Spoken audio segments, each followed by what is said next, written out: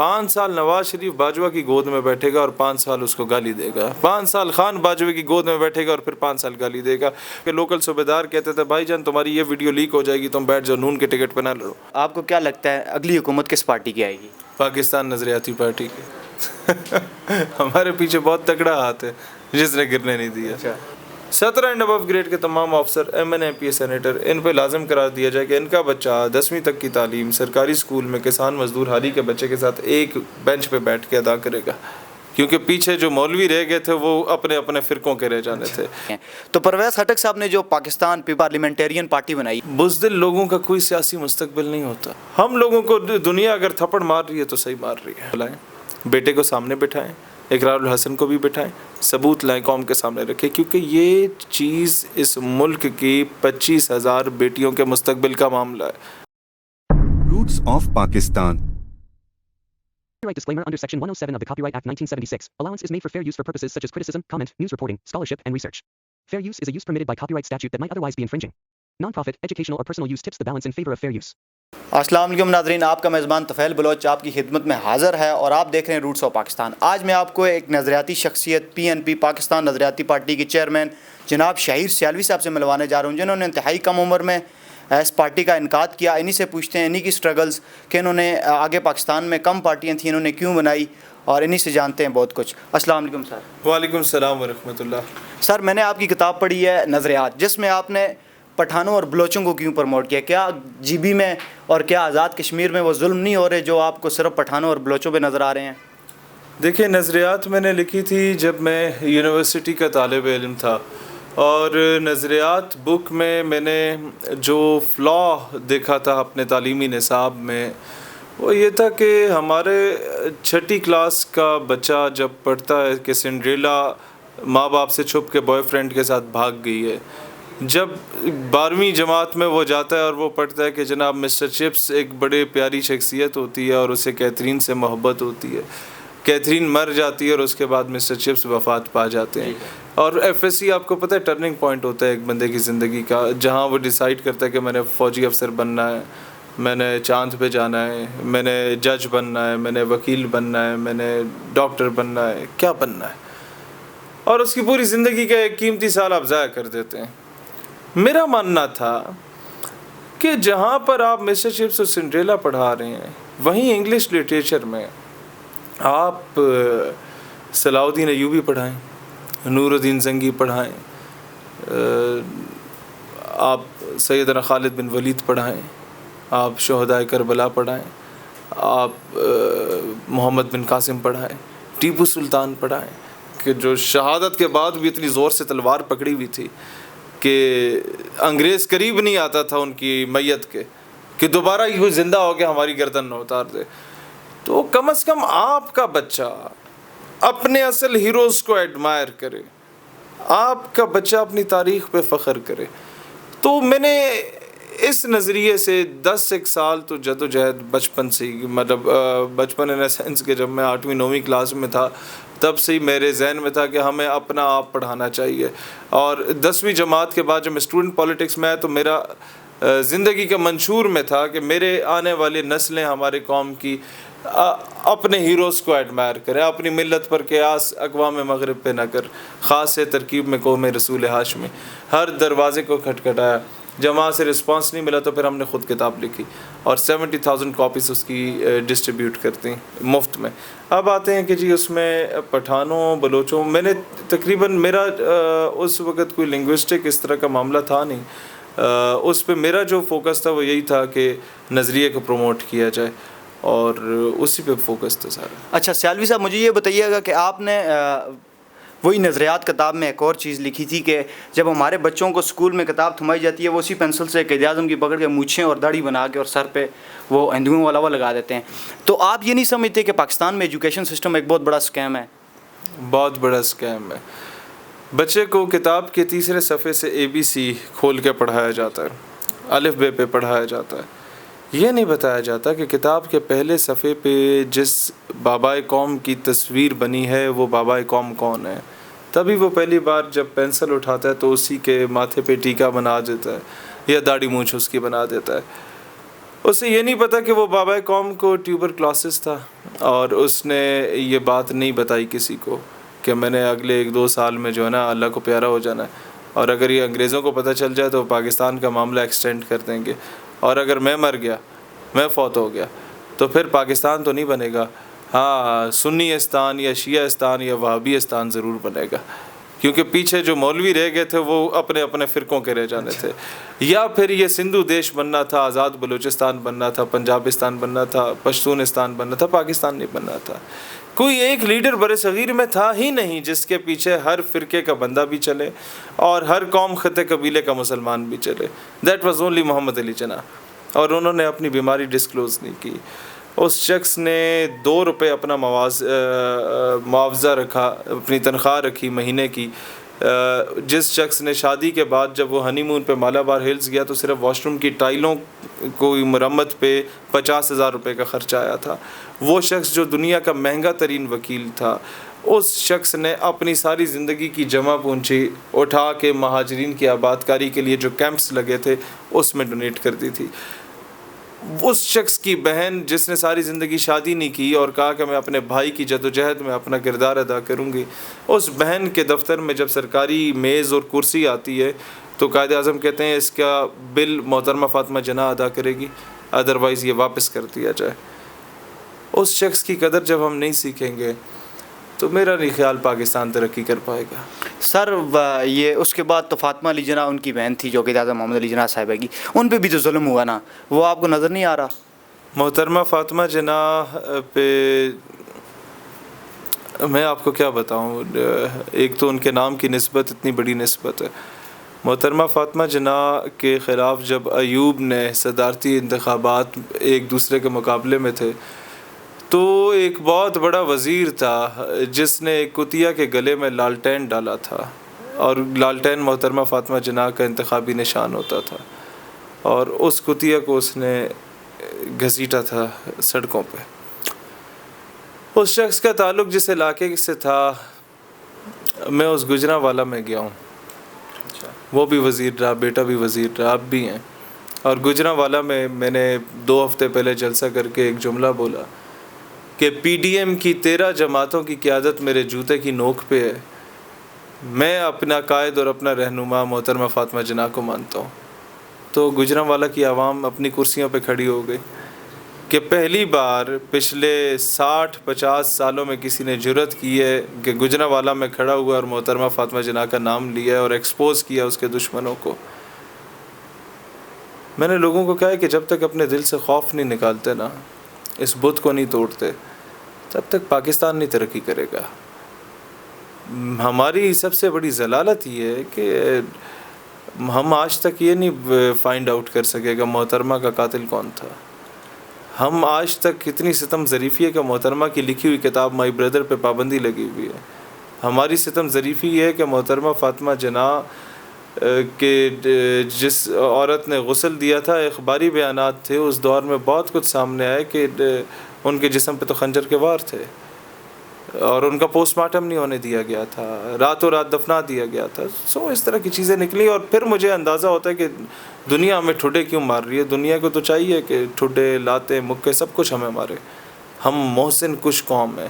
میں نے ڈاکٹر عبدالقدیر خان کا جنازہ پڑھا اور میں سمجھتا ہوں کہ اگر خودکشی جائز ہوتی تو ہم کر لیتے ڈاکٹر قدیر خان کے جنازے میں۔ مجھ پہ ان دنوں میں 4 شیڈیول لگا ہوا تھا، اور 4 شیڈیول میں آپ اپنے گاؤں سے سامنے والے گاؤں میں بھی نہیں جا سکتے، لیکن میں گیا ڈاکٹر عبدالقدیر خان کے جنازے پہ۔ میں اسلام آباد آ گیا اپنے علاقے سے، رہا نہیں جاتا نا، محسن پاکستان تھا۔ آج ہم ایک آزاد ریاست میں رہ رہے ہیں تو اس میں عبدالقدیر خان کا کردار ہے، وہ ایٹمی ملک ہمیں نہ بنا کے دیتا تو ہمیں تو کوئی بھی للو پنجو آ کے ہم پہ انویٹ کر چکا ہوتا۔ تو ڈاکٹر عبدالقدیر خان ایک لوکل میجر رینک کا بندہ ہو نا، یا ایک اسسٹنٹ کمشنر ہو، یا ایک 17 گریڈ کا کوئی بھی آپ کا استاد ہو، وہ بھی اپنے بیٹے کی شادی کراتا ہے نا ریٹائرمنٹ کے بعد، تو 6 بار دیکھتا ہے کہ یار موسم کیسا ہے۔ جی بالکل ٹھیک ہے، اور دیکھتا ہے کہ اگر بارش کا بھی موسم ہے نا تو ایک دن آگے کر لیتا ہے، یا 2-4 گھنٹے آگے پیچھے کر لیتا ہے اور شامیانے لگا لیتا ہے۔ ڈاکٹر عبدالقدیر خان کا جنازہ عین اس وقت رکھا گیا جب بارش نہیں تھی، اولے پڑ رہے تھے، عین اس وقت تک رکھا گیا جنازے کے ٹائم سے 3-4 گھنٹے پہلے اناؤنس کیا جاتا کہ AQ خان کا جنازہ فیصل مسجد میں فلاں جگہ پہ ہوگا، اس سے پہلے اناؤنس بھی نہیں کیا جائے، اور اچانک اناؤنس کر کے وہ دفناؤ، کہیں پورا ملک ہی نہ امٹ آئے۔ اچھا سیالوی صاحب، اچھا ایک اور چیز بتاؤں، جنازے میں صدر مملکت بھی نہیں تھا، جنازے میں کسی فورسز کے چیف کو میں نے نہیں دیکھا، چیف جسٹس آف پاکستان کو میں نے نہیں دیکھا، وزیر اعظم کو میں نے نہیں دیکھا، ایک لاوارث میت دیکھی تھی میں نے، اور لاوارث قوم جنازہ پڑھ رہی تھی۔ ہم محسن کش قوم ہے، انڈیا نے اپنے ایٹمی سائنسدانوں کو کتنا ریگارڈ دیا، ہم نے کتنا دیا، زبردستی بٹھا کے پریس کانفرنسیں کروا کے ان سے بھی مذمتیں کروائیں اور معافیاں منگوائیں۔ ہم لوگوں کو دنیا اگر تھپڑ مار رہی ہے تو صحیح مار رہی ہے۔ اچھا سیالوی صاحب مجھے یہ بتائیے گا کہ 9 مئی کی آپ کس لحاظ سے مذمت کرتے ہیں؟ میں اس لحاظ سے مذمت کرتا ہوں کہ میرے شہداء کی توہین ہوئی ہے، اور واقعی ہوئی ہے۔ اور یہ جو بہاولپور اسلامیہ یونیورسٹی میں اسکینڈل ہوا ہے، یہ وفاقی وزیر طارق بشیر چیمہ، ان کے بیٹا یہ جس میں ملوث ہے، اس کے بارے میں آپ کیا کہتے ہیں؟ کیا وہ ملوث تھے بیچ میں کہ نہیں؟ اس کا ثبوت آئے گا تو میں بولوں گا۔ دیکھیں میرے لیے مشکل نہیں ہے، میں نے فواد چودھری سے ٹکر لی ہے، میں جیل گیا ہوں، میں نے شیخ رشید سے ٹکر لی ہے، میں جیل گیا ہوں، میں نے مزاری صاحبہ سے ٹکر لی، اللہ انہیں زندگی دے، میں نے تب بھی پرچے بھگتے۔ میرے لیے مسئلہ نہیں ہے کہ میں وزراء سے ٹکر لوں، لیکن جب تک میرے پاس ٹھوس ثبوت نہیں آتا میں بیوقوف بھی نہیں ہوں کہ کوئی لوپ ہول دوں۔ اچھا میں ثبوت ضرور اکٹھے کروں گا، اگر انوالو ہے تو میں بولوں گا، لیکن ایک چیز تو واضح ہے، جو اس پروفیسر نے، چیف سیکیورٹی آفیسر نے بیان دیا، جیل میں جا کے اعتراف کیا، وہ مجرم تو سامنے ہے نا۔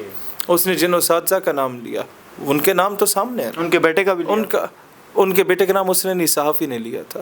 اس صحافی کو بلائیں، بیٹے کو سامنے بٹھائیں، اقرار الحسن کو بھی بٹھائیں، ثبوت لائیں، قوم کے سامنے رکھیں، کیونکہ یہ چیز اس ملک کی 25,000 بیٹیوں کے مستقبل کا معاملہ ہے جو اس یونیورسٹی میں پڑھ رہی ہیں، اور پورے ساؤتھ پنجاب کے مستقبل کا معاملہ ہے جنہوں نے بعد میں داخلہ لینا ہے۔ جو انوالو ہے، چاہے وزیر انوالو ہے یا اس کا بیٹا انوالو ہے یا چاہے صدر مملکت انوالو ہے، سب کے لیے ایک ہی سزا متعین ہونی چاہیے، اور وہ سزا پھانسی سے کم نہیں ہونی چاہیے ریاست کی جانب سے۔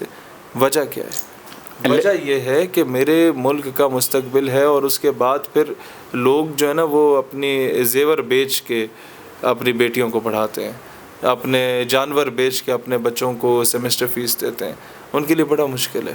لیکن سر یہ 75 سال سے پاکستان میں یہ ظلم ہو رہا ہے، یہ بربریت ہو رہی ہے 75 سال سے، یہ اس کبھی کیا یہ اس میں ہمیشہ کی طرح یہ جس طرح آج ہوا کہ یہ بتایا جا رہا ہے کہ طارق بشیر چیمہ کا بیٹا انوالو ہے، کیا ہمیشہ کی طرح اسی طرح ہمارے پیچھے سفید پوش لوگ آتے ہیں سامنے؟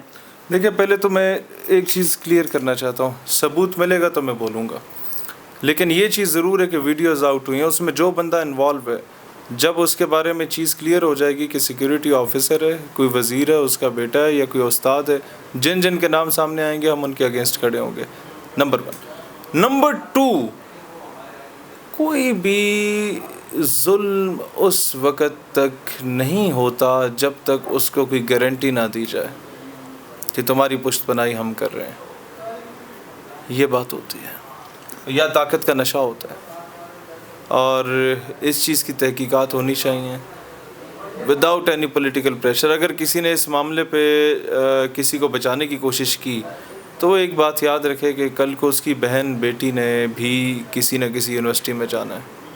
اچھا سیالوی صاحب مجھے یہ بتائیں کہ کیا استحکام پاکستان کی طرح آپ کے پیچھے بھی کوئی ایسا ہاتھ ہے جو آپ کو گرنے نہیں دے رہا؟ گرنے نہیں دے رہا؟ جی، استحکام پاکستان تو گر چکی ہے ہمارے پیچھے بہت تگڑا ہاتھ ہے جس نے گرنے نہیں دیا۔ اچھا، اور پرویز خٹک صاحب کی بھی دیکھیں نا، بنی نہیں ہے اور گر گئی ہے، ان کے ہاتھ بڑے کمزور ہیں، بہت کمزور لوگ ہیں، اعصاب کی جنگ ہار چکے ہیں۔ ہمارے پیچھے میں سمجھتا ہوں کہ تخت سکندری پہ وہ کبھی تھوکتے بھی نہیں، بستر لگا ہو جن کا سرکار کی گلی میں۔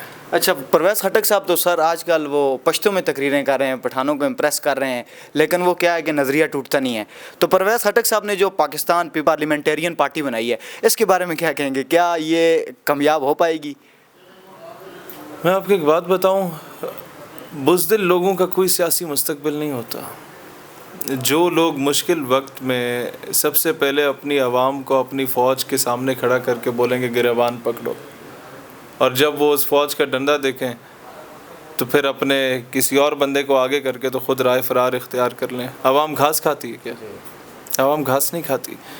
تو بزدل لوگ جو مشکل وقت میں کسی بھی جماعت کو چھوڑ دیتے ہیں، چاہے وہ جماعتیں اچھی ہوں یا بری ہوں، مجھے اس سے سروکار نہیں ہے. جنہوں نے مشکل وقت میں نواز شریف کو چھوڑا، آج ان کی دنیا میں کہیں عزت نہیں ہے. جنہوں نے مشکل وقت میں بھٹو کو چھوڑا، آج ان کی کہیں عزت نہیں ہے. جنہوں نے مشکل وقت میں عمران کو چھوڑا، آپ لکھ لیں، ان کی کوئی عزت نہیں ہوگی.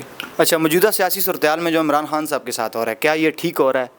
میں ایک چیز بتاؤں آپ کو، جو خان کے ساتھ ہو رہا ہے میں سمجھتا ہوں ٹھیک نہیں ہو رہا، اور جو خان نے میرے ساتھ کیا تھا وہ بھی کچھ ٹھیک نہیں کیا تھا. جو خان نے اپنے پولیٹیکل رائیولز کے ساتھ کیا تھا وہ بھی ٹھیک نہیں کیا تھا. لیکن میں کبھی یہ نہیں بولوں گا کہ مکافات عمل ہے اور جو ہے جو ہو رہا ہے صحیح ہو رہا ہے. دیکھیں، اب کیونکہ وہ مشکل میں ہے تو اب میں نہیں سمجھتا کہ میں اس کے خلاف کوئی بات کروں، اور اب وہ سمپتی کا کارڈ کھیل گیا ہے. اب میں کوئی اس طرح کا بلنڈر مارنا بھی نہیں چاہتا اس کے خلاف بات کر کے. اچھا سیالوی صاحب، ہمیں یہ بتائیے گا کہ عمران خان 22 سال کی سٹرگل کر کے ملک کی سیاسی حالات کو ٹھیک نہیں کر سکا، تو بلا وجہ سیاست میں مداخلت کی وجہ سے آج تک کوئی ایسا لیڈر نہیں آیا کہ جو ٹھیک کر پائے گا. کیا آپ کو ایسا لگتا ہے کہ آپ ٹھیک کر پائیں گے؟ میں ٹھیک کر پاؤں گا. عمران خان نے وہی غلطیاں کی. غلطیاں کیا ہے؟ عمران خان اور نواز شریف اور پیپلز پارٹی میں مجھے کوئی فرق تو نظر نہیں آتا. نواب وڈیرے جاگیردار پیپلز پارٹی میں بھی تھے، نواز شریف کے ساتھ بھی تھے. وہی نواب وڈیرے جاگیردار عمران خان نے اٹھا لیے، وہ الیکٹیبلز اٹھا لیے. اس میں اور باقی پارٹیوں میں فرق نہیں ہے. ہم میں اور ان تمام جماعتوں میں ایک فرق ضرور ہے، انہیں ملی بنی بنائی پارٹیاں، ان کو یوں پلیٹ میں رکھ کے حکومتیں دی گئیں. لیکن سر عمران خان نے تو نیچے سے میں محنت آپ کو بتا دیتا ہوں، نیچے سے میری طرح محنت کی، اینڈ پہ آ گیا نا الیکٹیبلز پہ، اینڈ پہ آ گیا نا ترین صاحب ہیلی کاپٹر پہ بندے لاتے تھے، اینڈ پہ آ گیا نا کہ وہاں کے لوکل صوبے دار کہتے تھے بھائی جان تمہاری یہ ویڈیو لیک ہو جائے گی، تم بیٹھ جاؤ، نون کے ٹکٹ پہ نہ لڑو. تو خان کو تو یوں بنا کے دی گئی، اور پلیٹ میں رکھ کے ایم دی گئی، پلیٹ میں رکھ کے شاہزین بگٹی دیا گیا، پلیٹ پہ رکھ کے بلوچستان عوامی پارٹی دی گئی. سر پھر انہوں کو غدار کیوں کہا گیا بعد میں سب غدار بن گئے ہیں. خان کو غدار کیوں کہا؟ نہیں سر، بعد میں وہ جماعتیں جی انہی جماعتوں کو بعد میں غدار کیوں ڈکلیئر کیا گیا؟ میں آپ کو بتاتا ہوں، یہی تو مسئلہ ہے. 5 سال نواز شریف باجوہ کی گود میں بیٹھے گا اور 5 سال اس کو گالی دے گا. 5 سال خان باجوہ کی گود میں بیٹھے گا اور پھر 5 سال گالی دے گا. 5 سال بلوچ رہنما ہمارے جو دوست ہیں بڑے اچھے جو حریت پسند رہنما ہیں، 5 سال حکومت کریں گے، وزیر اعلیٰ کے منصب پہ فائز رہیں گے، 5 سال کہیں گے ہم ناراض بلوچ ہو گئے. یہ سب اقتدار کی جنگ ہے. سر یہ تو 75 سال سے ہو رہا ہے نا. 75 سال سے یہی سر اس کہ آپ 5 سال گیٹ نمبر 4 کا جو ہے نا دروازہ لش پش کریں گے، کھٹکھٹائیں گے، پھر ادھر بوٹ سامنے وہ باہر کریں گے، آپ پالش بھی کریں گے. سر گیٹ 5 سال پھر آپ اس کو گالی دیں گے. بھائی کیوں اپنی محنت پہ نہیں آتے؟ کیوں اپنے نظریے اپنے مینیفیسٹو پہ کیوں نہیں آتے؟ نواز شریف جو منجن بیچ رہا تھا 4 سالوں سے کہ جی ووٹ کو عزت دو، اور اینٹی اسٹیبلشمنٹ بیانیے پہ آیا تھا، اب اس کا بیانیہ کدھر گیا؟ وہ بیانیہ تو خان اس سے کھینچ کے لے گیا. 5 سال یہ 4 سال خان کی گورنمنٹ تھی، باجوہ زندہ آباد تھا، اچانک باجوہ مردہ آباد ہو گیا. For what reason? یہ اقتدار کی جنگ ہے ان سب کی. میں یہ کہنا چاہتا ہوں کہ مجھ میں اور ان تمام پولیٹیشنز میں ایک فرق ہے، وہ یہ کہ ہم نے اسٹوڈنٹ پالیٹکس سے سٹارٹ کیا. انہوں نے پرچے دیکھے اپنی وزارت عظمیٰ کے منصب پہ فائز ہونے کے بعد، جب ان کے پاس وکیلوں کی بھی پوری فوج ہے، جب ان کے پاس پیسے کی بھی پوری فوج ہے، جب ان کے پاس بیوروکریسی میں اچھے تعلقات ہیں، جب ان کے اسٹیبلشمنٹ میں اچھے تعلقات ہیں، جب ان کے تمام انٹیلیجنس ایجنسیز میں اچھے تعلقات ہیں، جب انٹرنیشنل کمیونٹی ان کے ساتھ کھڑی ہے. انہوں نے لابسٹ کو اپنے حق میں خریدا ہوا ہے، خان صاحب نے، نواز شریف صاحب نے، زرداری صاحب نے. ہم نے یہ پرچے اس دور میں دیکھے جب ہم ایف ایس سی کے اسٹوڈنٹ ہوتے تھے. ہم نے یہ پرچے اس دور میں دیکھے جب میں فرسٹ سیمسٹر میں ہوتا تھا اور ایک یونیورسٹی میں ایک اسرائیل کا وہ لگا اسٹال لگا کلچرل ویک میں، تو ہم نے یونیورسٹی بند کر دی 3 دن کے لیے، اور 33,000 بچہ ادھر پڑھتا تھا، اور ہم پہ اس کے بعد کسی نہ کسی بہانے سے پرچہ کر دیا گیا. اس کے بعد ہم نے تو اس وقت پرچے دیکھے جب لوگ بائکوں کے سلنسر نکال کے گرلز کالج کے باہر ون ویلنگ کرتے تھے اور کاغذ کے ٹکڑے پہ اپنا نمبر لکھ کے گرلز کالج کے باہر تقسیم کرتے تھے، اور رات کو 11 بجے شیشہ بارز میں بیٹھے ہوتے تھے. ہم تب تھانے کچہری کے چکر لگاتے تھے، عدالتوں کے چکر لگاتے تھے. کیوں؟ کیونکہ ہم پاکستان کے نظریے کی جنگ لڑ رہے تھے. ہم نے زیرو سے سٹارٹ ہوئے. ہمیں وہ گراؤنڈ ریئلٹیز کا پتہ ہے، تھڑے کی سیاست کا پتہ ہے، جس کا خان صاحب، نواز شریف صاحب یا زرداری صاحب کو نہیں پتہ. لیکن پھر بھی میں کہوں گا خان صاحب زرداری اور نواز شریف سے بہت بہتر ہیں. اتنا میں کریڈٹ انہیں ضرور دوں گا. اچھا، یہ موجودہ سیاسی صورتحال کے پیش نظر اگر آپ کو کیا لگتا ہے اگلی حکومت کس پارٹی کی آئے گی؟ پاکستان نظریاتی پارٹی کی. اللہ کرے پاکستان نظریاتی پارٹی کی آئے. میں آپ کو لاجیکلی ثبوت دینے سے اللہ بچائے بڑے بول سے. دیکھیں، جو چند پی ٹی آئی نے چاڑے ہیں، بھائی جان شاید اسے آنے نہ دیں. تو بھائی جان جب اسے آنے نہ دیں اور یہ پی ٹی آئی ہوگی مائنس، تو عوام تو شکل بھی نہیں دیکھنا چاہتی نون لیگ کی، نہ وہ شکل دیکھنا چاہتی ہے زرداری صاحب کی، نہ وہ شکل دیکھنا چاہتی ہے ان بگوڑوں کی جو پی ٹی آئی چھوڑ کے بھاگے تھے، مطلب پی ٹی آئی پارلیمنٹیرینز یا استحکام پاکستان. اور عوام دیکھے گی کہ یار کون سا بندہ ہے جو اپنے نظریے پہ پچھلے 12-14 سال سے قائم ہے اور اسی نظریے پہ انہوں نے قربانی دی ہے، تو پیچھے پاکستان نظریاتی پارٹی بچتی ہے. آپ کی پارٹی کو فنڈنگ کون کرتا ہے سر؟ ہماری پارٹی کو جتنے بھی جلسے ہوتے ہیں وہ میرے خیال ہے کسی جلسے پہ بھی آج تک 1 لاکھ سے زیادہ خرچہ آیا ہی نہیں ہے. تو 1 لاکھ سے نیچے کا خرچہ تو ہر بندہ کر سکتا ہے، کوئی دکاندار بھی کر سکتا ہے. اپنے برادری کی عزت کے معاملہ ہوتا ہے، 40,000 چاچا دے دے گا، 40,000 ماما دے دے گا، 20,000 پھوپھا دے دے گا، جلسہ ہوگا. اچھا سر، آپ مولانا فضل، میں پیدل اپنا کیا کہتے ہیں لوکل ٹریول کرتا ہوں اپنے جلسوں کے لیے، جہاں پر مطلب میں گاڑی افورڈ نہیں کر سکتا، میں ڈائیو پہ جاتا ہوں یا لوکل جو بھی سروسز چلتی ہیں اس پہ جاتا ہوں.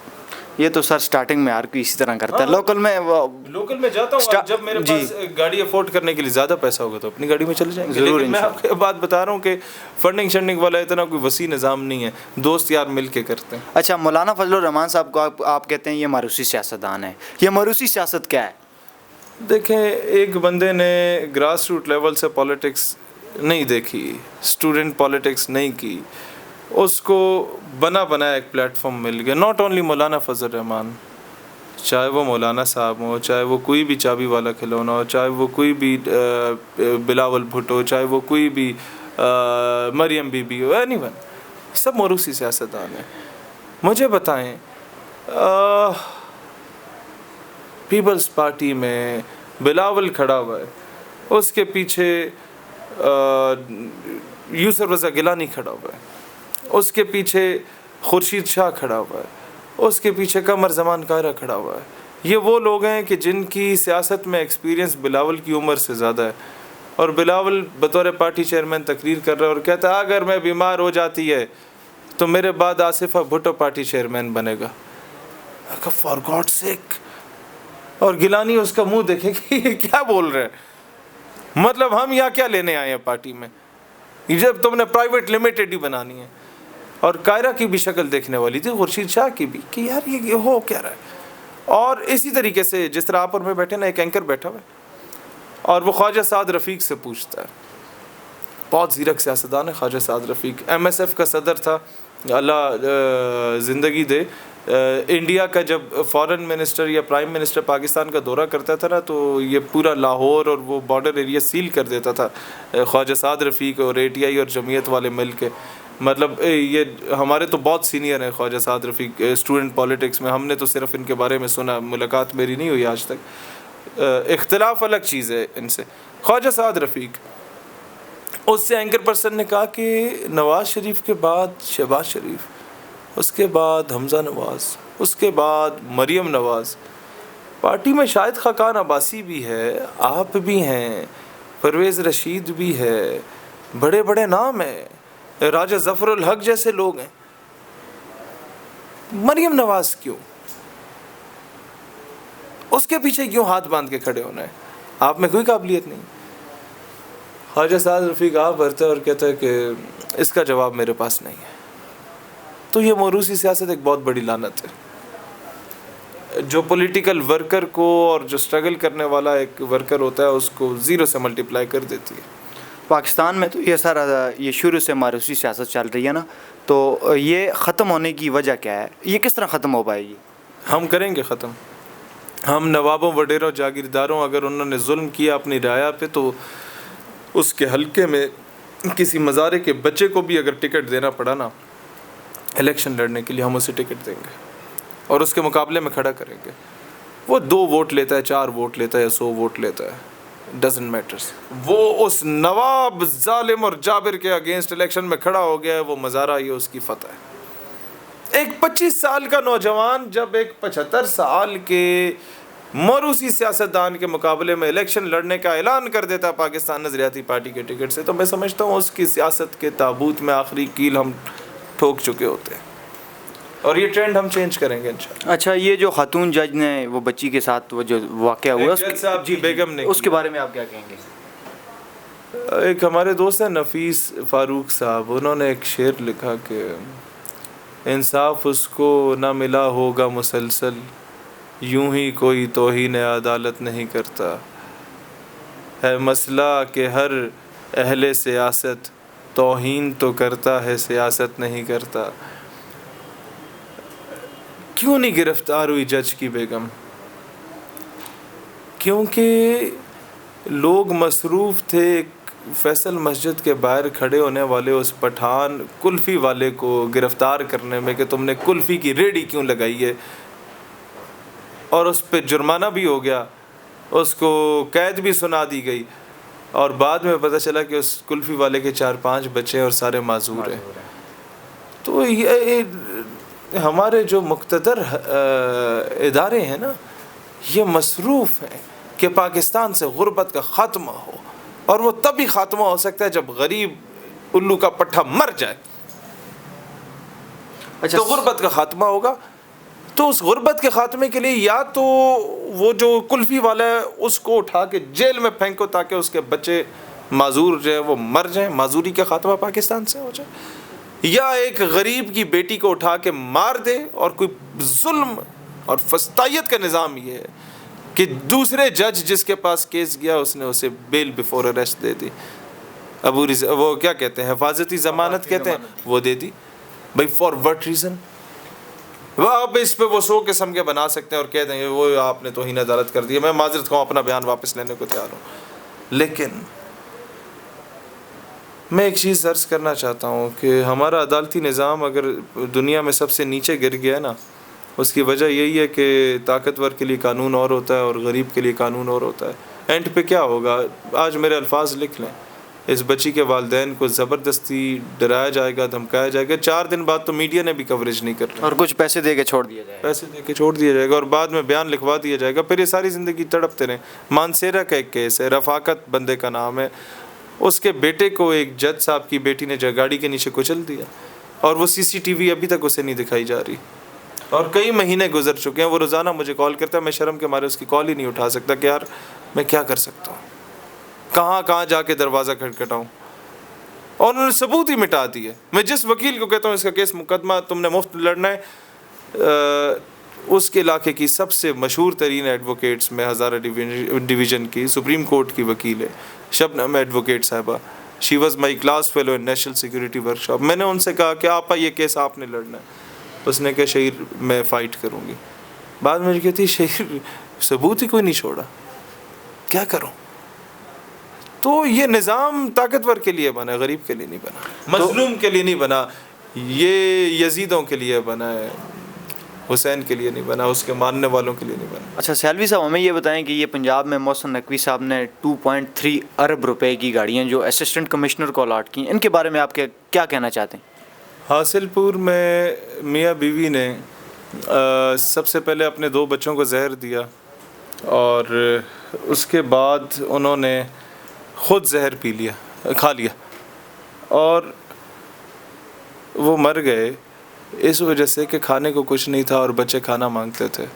اور بچہ جب کھانا مانگتا ہے نا تو بہت تکلیف ہوتی ہے. مجھے اس کا اندازہ تب ہوا تھا کہ جب گاؤں میں تو دودھ خراب ہو گیا تھا, تو رات کو دودھ تھا کوئی نہیں, تو صلاح الدین کو جب وہ فیڈر میں ڈال کے پہلے دودھ دیا تو وہ کم تھا. اس کے بعد تھوڑا سا دودھ رہ گیا, تو جب وہ کہہ رہا تھا ختم ہو رہا ہے اور چاہیے, تو اس میں تھوڑا سا پانی ملا کے ہم نے جب اسے ڈرامے بازی لگانے کی کوشش کی, اسے دیا, تو اس نے کہا نہیں یہ تو پانی ہے. اس کے بعد اس نے جو ایک دو بار, حالانکہ وہ رویا بھی نہیں, اس نے کچھ اس طرح کا گلا بھی نہیں دیا, لیکن وہ جب اس نے کہا نا یہ تو پانی ہے, تو دل ہمارا کٹ گیا تھا. کیونکہ ماں باپ انڈرسٹینڈ کر سکتے ہیں کہ یار اللہ کبھی ایسا نہ کرے کہ بچے پہ ایسا ٹائم آ جائے, ہمارے پہ ایسا ٹائم آ جائے, اپنا پیٹ کاٹ کے دینا پڑا بچے کو دیں گے. تو سب کچھ ہونے کے باوجود بھی اگر ہمیں اتنا فیل ہو رہا ہے نا, تو وہ لوگ جن کے پاس 2 نوالے بھی نہیں ہیں بچے کو دینے کے لیے, وہ جب یہ دیکھتے ہیں کہ اس ملک کے اوپر قرضہ ہے, اس ملک کی مساجد, سرکاری مساجد وہ گروی رکھوائی گئی ہیں, اس ملک کے موٹر ویز اور NHA کے کئی جو پروجیکٹس ہیں وہ گروی رکھوائے گئے ہیں, اس ملک کے ایئرپورٹس گروی رکھوائے گئے ہیں, اس ملک کی بادشاہی مسجد, یہاں تک کہ اس بادشاہی مسجد میں جو وہ میوزیم ہے جہاں امام حسین کی تلوار پڑی, رسول اللہ علیہ الصلوۃ والسلام کا دستار مبارک موجود ہے, یہ وہ علاقے بھی گروی رکھوائے ہوئے ہیں. اور اس سب کے باوجود آپ کے ملک کے بجٹ کا 49.5% بجٹ قرضوں میں جاتا ہے. آپ نے 2300 کروڑ روپے کی نئی ریوو گاڑیاں نکالیں مچھلی پلہ کھلانے کے لیے, اور ان اسسٹنٹ کمشنر کو دے دیں. ایک 17 گریڈ کا افسر ہے, ایک استاد 17 گریڈ کا کس حال میں پھر رہا ہوتا ہے.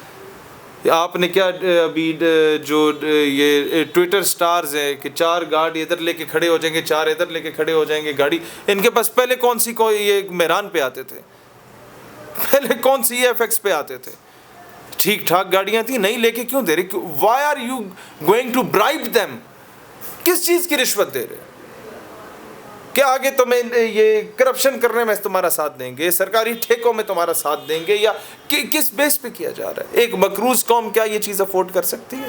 ٹھیک ہے انہیں اچھی گاڑی کی ضرورت ضرور ہے, ہر اوکے سوکے ایریا میں انہیں جانا ہوتا ہے, لیکن میرے خیال ہے پرانی گاڑیوں سے گزارا ہو سکتا تھا, اور وہ اتنی پرانی بھی نہیں تھیں, نہیں 2-3 سال پرانی گاڑیاں تھیں, زبردست قسم کی لائٹیں لگی ہوتی تھیں, اور وہ چودھری صاحب جا رہے ہیں وہاں پہ, تو اس میں ان کا گزارا نہیں ہو رہا تھا. تو آپ یہ دیکھیں کہ یہ جو شاہی سواریاں آپ وہاں پر دیتے ہیں نا جہاں پر آپ کے حالات بہت اچھے ہوتے ہیں, ایگزامپلیں آپ دیتے ہیں فلانے ملک کا جو صدر ہے وہ سائیکل پہ جاتا ہے, اور آپ اسے بھیک مانگنے جاتے ہیں 20 گاڑیوں کے پروٹوکول میں, لعنت نہ ہوئے ایسے بھکاریوں پہ. وہ ایک انٹرنیشنل ڈیلیگیشن ہم نے بھیجا کسی ملک میں, اور دوسرے ملک کے بھی لوگ ہیں, IMF والے آئے, ان سے مذاکرات, ان سے انہوں نے بھیک مانگنی تھی. وہ آئے غریب, وہ سوٹ پہن کے جن کی مالیت میرے خیال 12-14 ہزار روپے کی, یہ جو سوٹ پہن کے کوئی 60-70 ہزار روپے کی مالیت کے تھے, وہ آ کے بھائی جان قرض تو سا دینا ہے یا سا دینا ہے.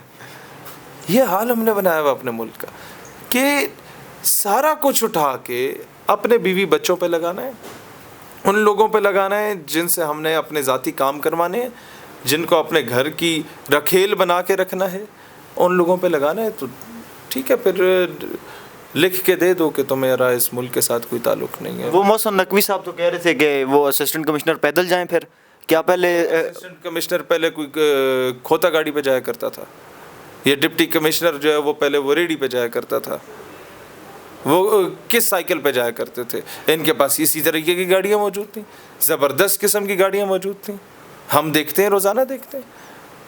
تو یہ تو ایک اسٹوپڈ قسم کی حرکت ہے. بڑے بڑے ٹھیکے دے دیا کرو, 4-5 ارب روپے کے, یا بڑے بڑے ٹینڈرز اناؤنس کر دیا کرو, اس میں سے کرپشن بھی آرام سے آپ لوگ نکال سکتے ہیں. 20-30 کروڑ روپے کا گھپلا تو آرام سے ایک بندہ کر سکتا ہے. تو یہ جتنے بڑے میگا پروجیکٹس ہوں گے, جتنے بڑے میگا ٹینڈرز ہوں گے, اتنی میگا کرپشنز ہوں گے.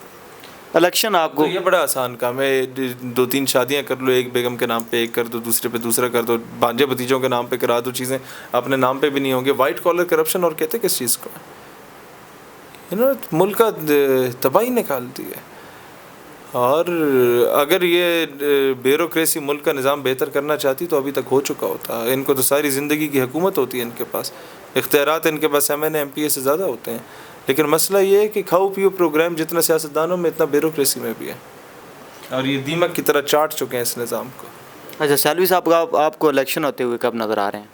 الیکشن جب بھی ہوں سر، 2 مہینے بعد ہوں یا 4 مہینے بعد ہوں، بہت لیٹ ہو گئے 6 مہینے بعد ہوں گے اور ہم اس کے لیے تیار بیٹھے ہیں۔